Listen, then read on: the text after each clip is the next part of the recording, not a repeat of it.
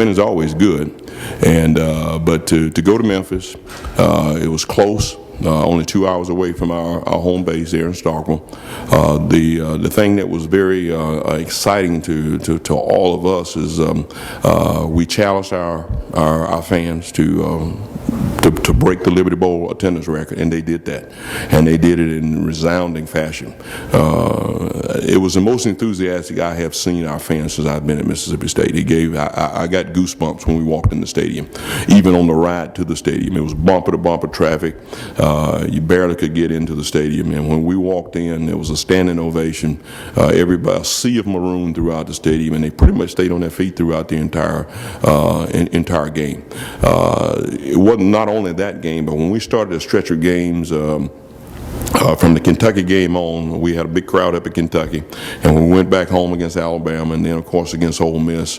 And I really think the Ole Miss game was the one that was really impressive to me, was because there was a point in the game, I think we were down 14-0 late in the ball game, and I'll never forget looking up. I was looking up at the scoreboard, and my eyes just sort of panned the stadium, and everybody was still there.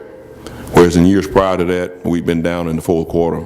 We'd probably been the only people still left there. Do you consider going to the NFL? I mean, after the year, I'll sit down and look at it and be smart. Me and Coach and Coach Mullen have sat down and talked about that. But that's something I'd have to pray about and talk to my parents and really look at and try to make a wise decision. But I love being at Florida, and it would take a lot for me to leave because I enjoy being there. I enjoy being a Gator, and I'm truly blessed with my situation at Florida. And so it's not like it's negative for me to stay there for 4 years. I don't really think about it like that too much. I think sometimes people get just caught up with the way I play and how I just try to run and do stuff like that they might not look at it, but there's always going to be naysayers and people, so I just really try not to listen to them. Enough to win the game. I mean, that's we go into and I don't mean that to being anything other than you go into the game and how many times you want to play. One of my favorite things to do is sit there when I have good players, is sit there with a piece of paper a couple hours before the game, before we get on the team bus, and I write the player's name down and I put a little check mark how many times I think he should touch the football.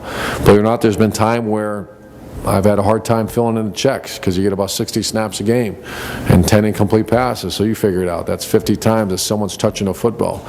I'm up over 100. There's 100 times I want people right now, if everybody stays healthy. That's a heck of a problem to have. Tim, how many times he carry it? If he's our best ball carrier, then he'll carry it more than the other guys. If he's not, we kind of figured Percy became the go-to tailback last year. So if Rainey helps, so it all depends on what we have.